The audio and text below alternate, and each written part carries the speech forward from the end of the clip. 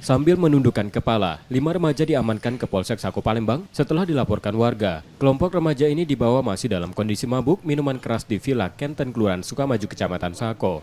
Hal itu sering dilakukan mereka hingga membuat resah warga karena khawatir melakukan tindak kejahatan akibat pengaruh minuman keras. Polisi menerangkan mereka merupakan remaja putus sekolah dan pengamen di warung makan setempat yang hasilnya digunakan untuk membeli minuman keras selain kebutuhan sehari-hari. Mereka dalam keadaan kumpul-kumpul, nongkrong-nongkrong, habis ngamen. Yang kita temukan juga ada tua ya.